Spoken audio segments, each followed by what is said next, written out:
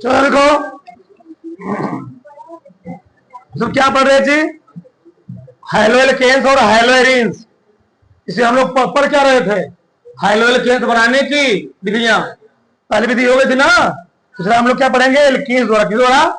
Alkenes द्वारा। देखो जरा, समझ ध्यान से लिखो इसमें। एल्कीन्स तो क्या? डबल बॉन्ड के द्वारा। पहले लिखो फिर समझाते हैं। लिखो, जब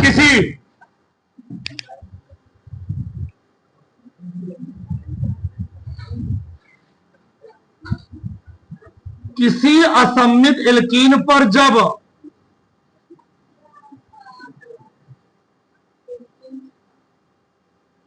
किसी असममित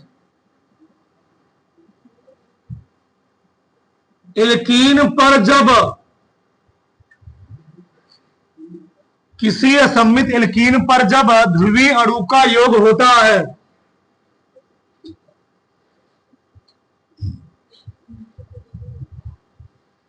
ध्रुवीय अणु का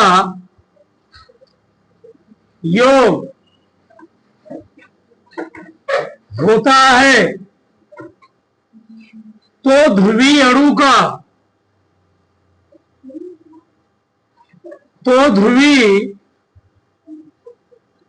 अणु का ऋणात्मक भाग उस कार्बन परमाणु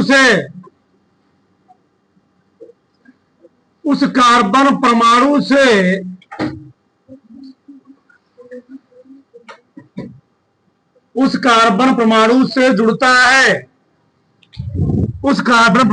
जुड़ता है,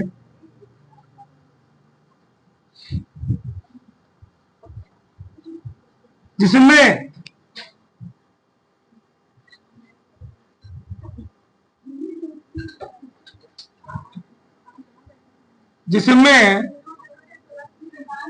हाइड्रोजन परमाणुओं की संख्या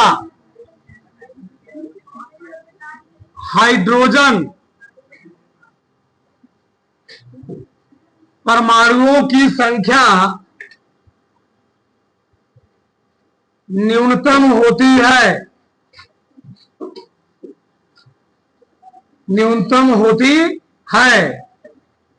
इसे मार्कोनिकॉफ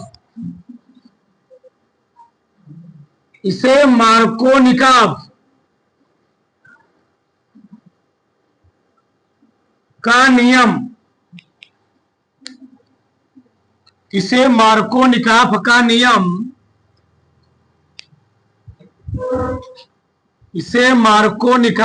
नियम कहते हैं। देखो मैंने क्या लिखा? किसी असममित एल्कीन पर जब ध्रुवीय अणु का योग होता है, तो ध्रुवीय अणु का ऋणात्मक भाग उस कार्बन परमाणु जुड़ता है जिसमें हाइड्रोजन परमाणु क्या होती है? सबसे न्यूनतम होती है। इसको लेवल में पढ़े होंगे ना। ध्रुवीय अणु क्या होता है? अलग अलग परमाणु होते हैं, जैसे HCl हो गया, HF हो गया, HI हो गया, H2O हो गया। और अध्रुवीय अणु क्या होता है? समान प्रकार के अणु होते हैं। H2 हो गया, O2 हो गया, N2 Br2 Cl2 हो गया। ये होता है ध्रुवीय अणु। ये क्या होता है? ध्रुवीय अणु। उसने क्या बोला है? किसी असममित एल्कीन क्या होता है? यानी कार्बन परमाणु जो होंगे वह सम संख्यम नहीं होंगे। क्या होंगे? विषम संख्यम होंगे। अब समझ, मान लो उदाहरण मैं ले रहा हूं। अब जैसे हमने लिखा CH3 CH2C, यहां लगाया CH, यहां लगा दिया डबल बॉन्ड, यहां लगा दिया CH3,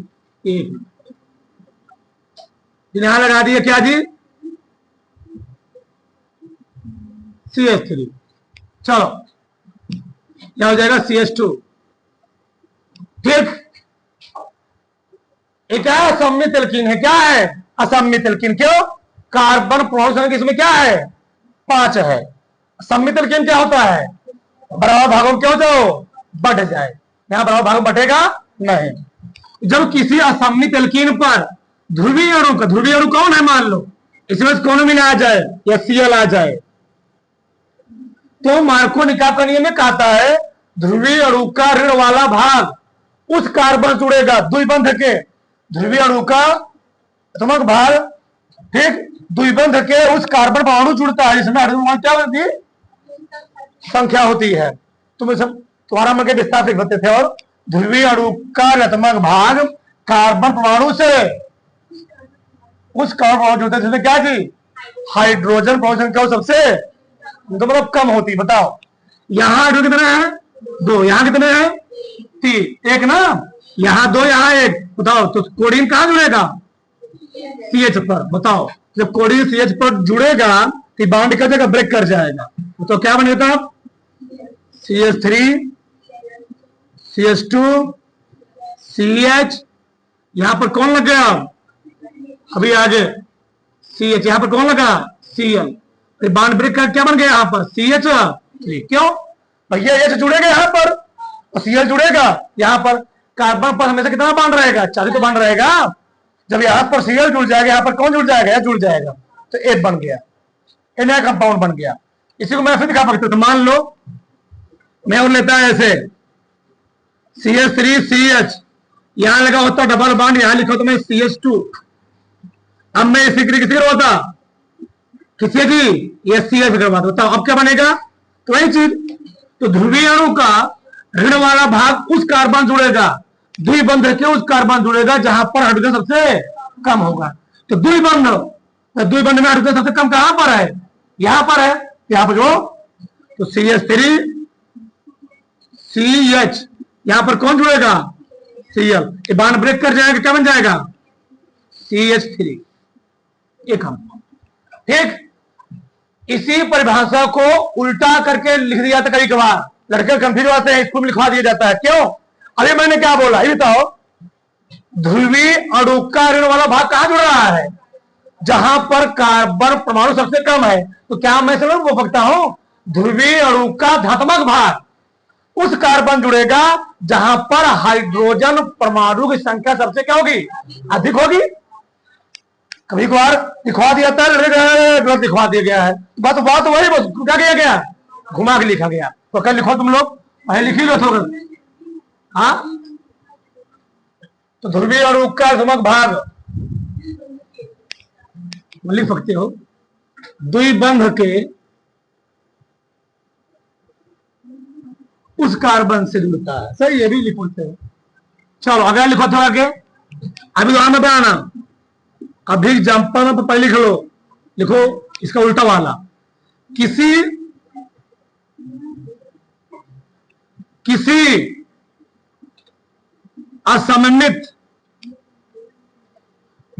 असममित एल्कीन पर जब,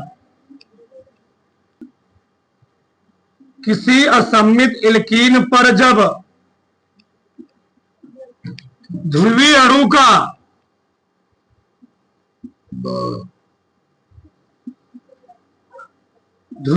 का क्या होता है, योग होता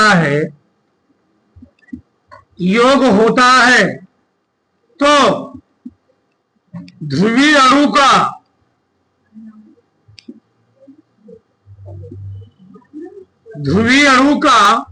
धनात्मक भाग,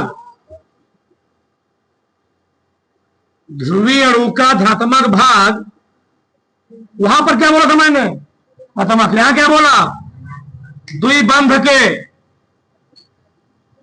उस कार्बन परमाणु जुड़ता है, द्विबंध के उस कार्बन परमाणु से जुड़ता है,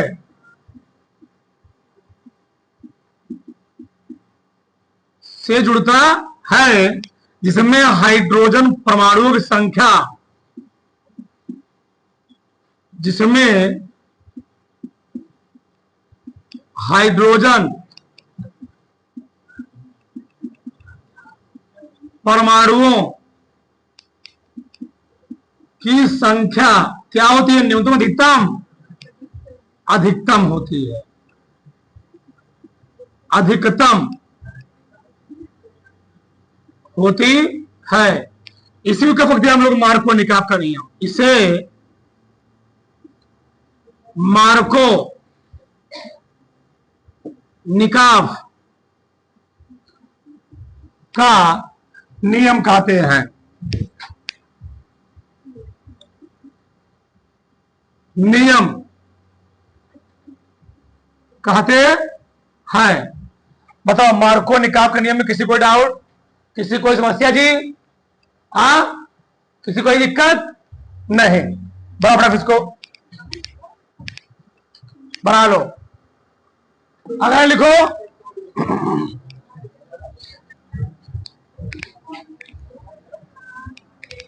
प्रति मार्को निकाब का नियम, प्रति मार्को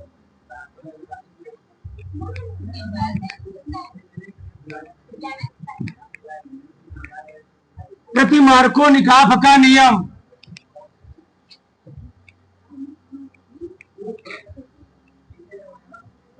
प्रति मार्को निकाब का नियम। ठीक, देखो पहले किसी असम्मित एल्कीन पर जब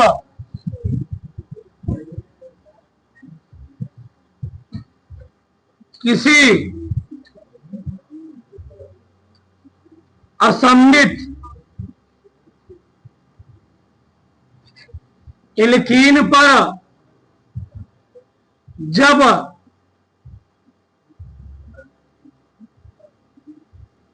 ध्रुवीय अणु का योग पराक्साइड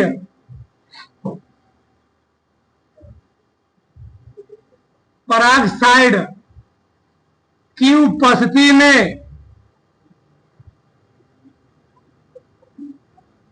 पराक्साइड की उपस्थिति में होता है तो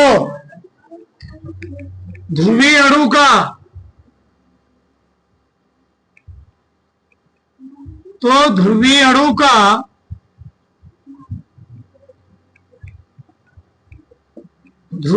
का ऋणात्मक भाग द्विबंध के उस कार्बन परमाणु से जुड़ता है,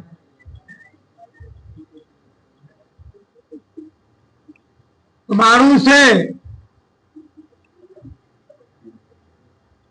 जुड़ता है जिसमें हाइड्रोजन परमाणुओं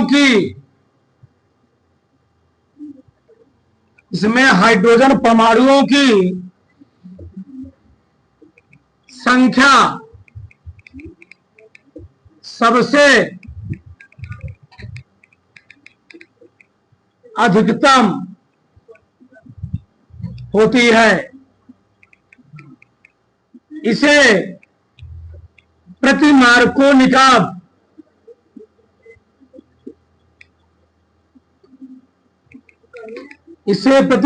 निकाब का नियम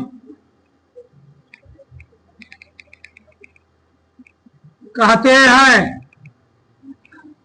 ठीक, उसमें लिखो इसे खैरस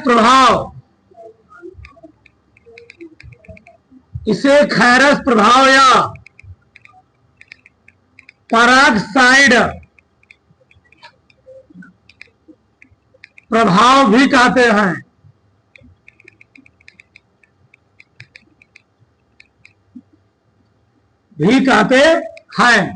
निरंतर जी, प्रति मार्को निकाब का नियम क्या होता है? मार्को निकाब का नियम उल्टा होता है। क्या होता है? उल्टा। तो मार्को निकाब का नियम क्या था?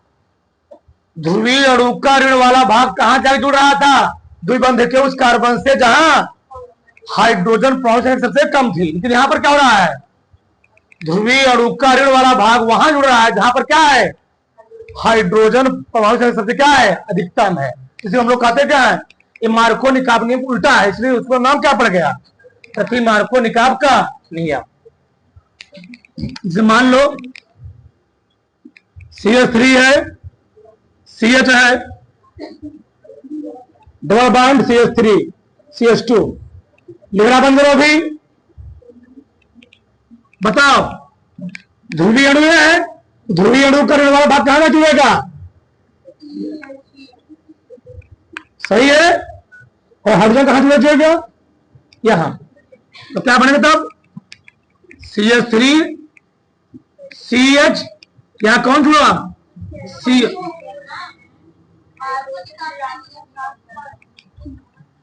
हाँ उल्टा बोल दिया क्या मैंने?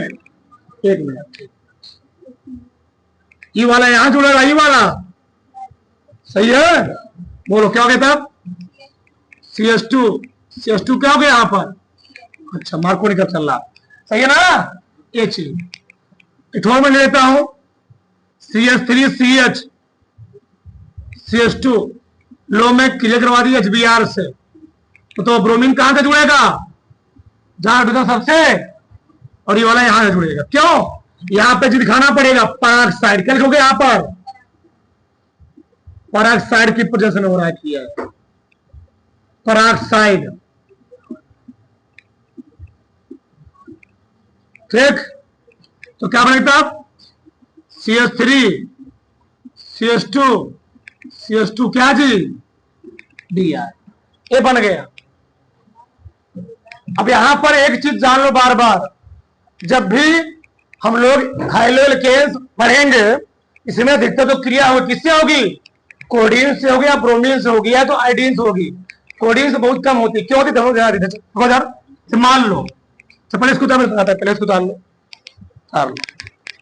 उतारो उसको से जोरदार।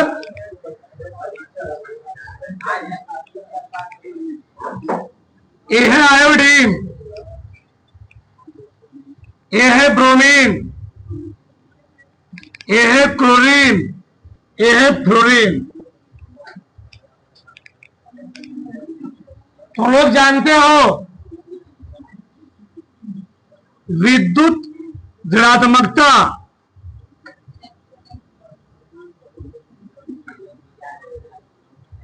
पूरे आवर साड़ी में फ्लोरीन की विद्युत ऋणात्मकता क्यों सबसे अधिक होती है? अगर हम बात करें इलेक्ट्रॉन नेगेटिविटी की, इसकी सबसे अधिक क्लोरीन की, उससे कम ब्रोमीन की, और आयोडीन की सबसे कम। दिक्कत क्या है? फ्लोरीन की इलेक्ट्रॉन नेगेटिविटी क्या है? बहुत ज्यादा है। जब फ्लोरीन हाइड्रोजन से मान लो किसी परमाणु से अटैच हो गया, बॉन्ड बना लिया, सुनना ध्यान से, जब फ्लोरीन किसी परमाणु से बॉन्ड बना लेता है तो इसकी इलेक्ट्रॉन नेगेटिविटी बहुत ज्यादा होने की वजह से उस बॉन्ड को ब्रेक करना मुमकिन नहीं होता है। क्या होता है? नामुमकिन। और जब बॉन्ड ब्रेक होगा नहीं, फ्लोरीन है, फ्लोरीन का किसी बॉन्ड बन चुका है, उस बॉन्ड से या तो हाइड्रोजन निकालना, तो फ्लोरीन को निकालना है, फ्लोरीन उससे अलग होना चाहता नहीं है। क्यों?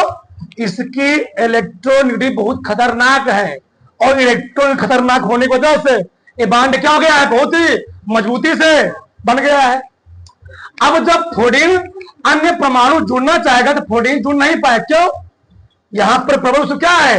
बदा हुआ। लेकिन यहां पर क्या हो समझ से, आयोडीन में इनका जो आकार होता है, आकार आयोडीन का आकार सबसे बड़ा होता है। क्या होता है? सबसे बड़ा। इसका आकार सबसे बड़ा होता है, इसका आकार उससे थोड़ा छोटा होता है। इसका आकार सबसे छोटा। किसका? आयोडीन का आकार सबसे बड़ा, ब्रोमीन का आकार उससे छोटा, क्लोरीन का क्या दी? किसी परमाणु का आकार जितना ज्यादा बड़ा होगा वह उतना ज्यादा क्रियाशील, क्या दी? उतना ही ज्यादा क्रियाशील होगा। और किसी परमाणु का आकार जितना क्या होगा? छोटा होगा, वह उतना ही क्या होगा? कम क्रियाशील। क्या होगा?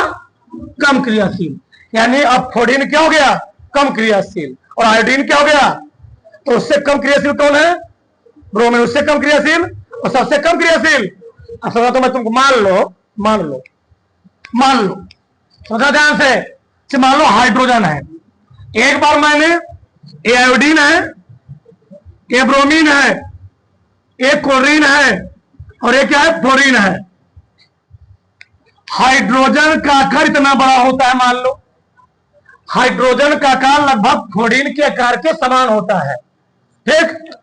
इसका आकार इसके समान, तो हाइड्रोजन है। मालूम है हाइड्रोजन क्लिक करवा रहा हूं, ये भी हाइड्रोजन, ये भी हाइड्रोजन, ये भी क्या है, हाइड्रोजन। अभी यहां पर क्या है, आयोडीन और ब्रोमीन और क्लोरीन और हाइड्रोजन, ये क्या है, फ्लोरीन और हाइड्रोजन। क्योंकि फ्लोरीन और हाइड्रोजन का आकार एक जैसा है, इसलिए यहां जो बांड बनता है बहुत खतरनाक बांड बनता है। लेकिन यहां पर आयोडीन और हाइड्रोजन के आकार में क्या है, डिफरेंस है। यहां पर जो बांड बनेगा सही से नहीं बनेगा, ठीक।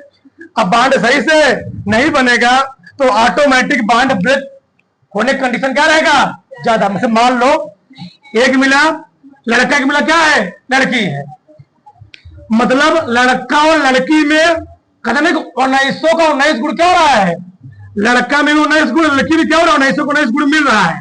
जब लड़का लड़की में 19 गुण मिल रहा है तो वहां पर बांड क्या होता है, मजबूत बनता है। लेकिन यहां देखो लड़का क्या है, महिषासुर, लड़की क्या है अब हुआ यानी आकार में बहुत बड़ा हो गया, एक मिला आकार में बहुत बड़ा, एक मिला आकार में क्या है, छोटा है, ऐसा समझो। अब बताओ आकार में एक मिला बहुत बड़ा, आकार में एक मिला क्या जी, बहुत छोटा है। तो मतलब क्या है, एक यहां पर जो क्रियाशीलता क्या होगी, बहुत ही कम होगी, यहां क्रियाशीलता क्या होगी, बहुत ज्यादा होगी। इसीलिए हमेशा जब फ्लोरीन किसी परमाणु के साथ बांड बनाता है तो क्या होता है, कभी टूटता नहीं, बोल नहीं टूटता है, लेकिन ये वाला बांड को जल्दी से ब्रेक कर जाता है कार्बन होने की वजह से। इसलिए क्या आयोडीन जब जुड़ेगा तो कौन जी, ब्रोमीन तो कौन जुड़ेगा, क्लोरीन। किन वाला बांड बहुत कम बना, कौन बनाएगा, क्लोरीन। यहां पर गुण क्या है, लड़की में 23 गुण है, लड़का में 5 गुण है, तो ऑटोमेटिक क्या शादी कर जाएगा, 2 साल बाद टूट जाएगा, डिवोर्स हो जाएगा। लेकिन यहाँ पर 19 गुण मिल रहा है, डिवोर्स होने कोई कंडीशन नहीं। बराबर से आगे लिखो जी, मोनोकार्बोक्सिलिक अम्लों द्वारा हम लोग क्या बनाएंगे, हेलोइलेकेन क्या बनाएंगे जी, देखो पहले लिखो, पहले वसीय अम्लों के वसीय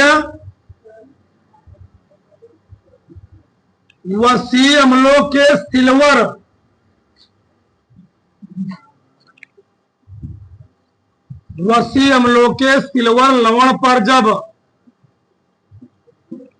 कार्बन टेट्राक्लोराइड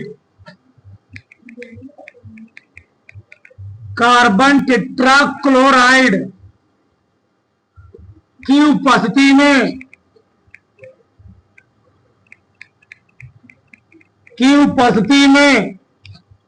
क्लोरीन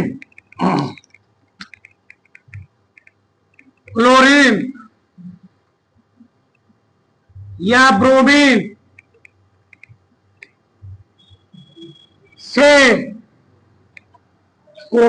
ब्रोमीन से क्रिया की जाती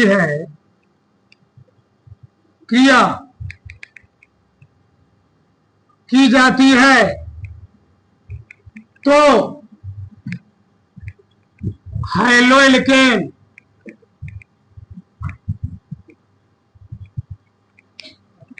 का निर्माण होता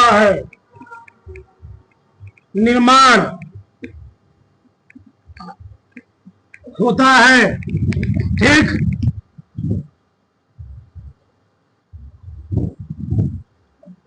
लिखो, मोनोकार्बोक्सिलिक अम्लों के द्वारा जब मोनोकार्बोक्सिलिक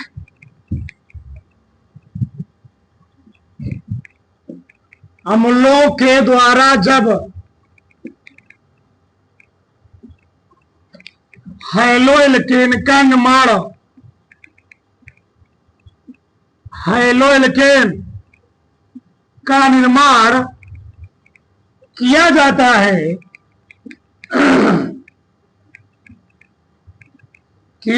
है तो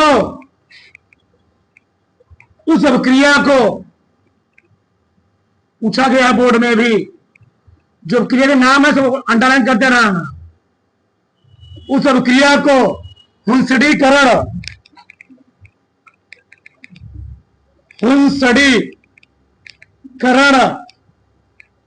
अभिक्रिया कहते हैं। अंडरलाइन कर लेना इसको, हुंसडीकरण अभिक्रिया कहते हैं। ठीक, तो मोनोकार्बोक्सिलिक अम्ल के द्वारा जब क्या जी हैलो एल्केन बनाया जाए तो फिर हम लोग क्या बोलते हैं, हुंसडीकरण।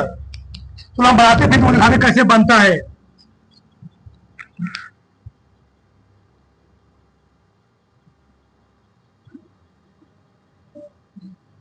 ठीक,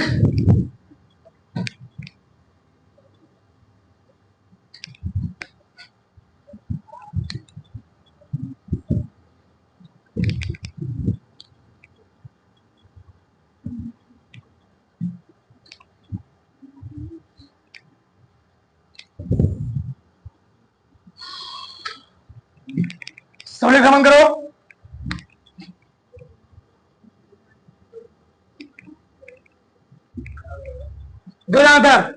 कैसे क्रिया होती है, ये क्या है, मोनोकार्बोक्सिलिक अम्ल। क्या जी, मोनोकार्बोक्सिलिक अम्ल के सिल्वर लवण CH3COOH होता है ना, तो हम लोग क्या बोलते हैं, एस्टिकम। क्या बोलते हैं, ये तो हम लोग क्या बोलते हैं उसको, एस्टिकम। तो वसी अम्लों के सिल्वर लवण पर जब कार्बन टेट्राक्लोराइड की उपस्थिति में किससे क्रिया होती है, कोडीन या ब्रोमीन से, क्या बनना, क्या बनेगा, हैलो एल्केन। अब कैसे बने समझ जाए, चलो। ए है CH3, सबका ध्यान होना चाहिए। ए है C, बता रहा हूं, ये क्या है, ए जी, सब वही है ना। बताइए क्या है जी, Cl2। एक सील में यहां लिखा, सीएल यहां लिखा, दिखना ध्यान से, वही चीज लिखा गया है। CH3C ऑक्सीजन 2 है कार्बन ना, इन्हें जी है, Cl2 थे 2। इसे क्रिया कराई जा रही, क्रिया हो रही है। ठीक, चलो, ए निकल गया इससे, निकल गया इससे, तो क्या बनेगा तब, क्या बना बताओ, क्या निकला, बन गया CH3Cl, बीच में क्या बच गया, CO2। क्या बच गया, इधर क्या बना, Ag। कोई दिक्कत, कोई समस्या, ये बताओ क्या है, हैलो एल्केन एल्किल। हमारा मेन टारगेट क्या है, हैलो एल्केन बनाना, बन गया। जब वसी अम्लों के सिल्वर लवण क्रिया कार्बन टेट्राक्लोराइड की उपस्थिति में किसकी आती है, कोडीन या ब्रोमीन की आती है, क्या बनता है, हैलो एल्केन का निर्माण होता है। और इस हम लोग कहते क्या है, लो, बन गया। तुम्हारा मान कैसे भी दिखा सकते हो, CCl4, तो क्या बना जी, CH3Cl, CO2 plus AgCl। 1 minute रुके रहना भी, मान लो यही हम लेते, वही चीज CH3C, यहां पर इसको अलग कर दिया। अब मैं इससे किसी करवा दिया होता, ब्रोमीन किसे जी, यहां ब्रोमीन, यहां क्या हो गया, कौन निकल गया इससे, तो क्या बना, CCl4, क्या बना बताओ, CH3Br plus CO plus Ag। तो चाहे एक रिएक्शन दिखाओ चाहे 2 रिएक्शन दिखाओ, कोई दिक्कत नहीं है। कैसे बनाओ तो मैं अभी दिखा दिया, तो बड़ा से तो डालो।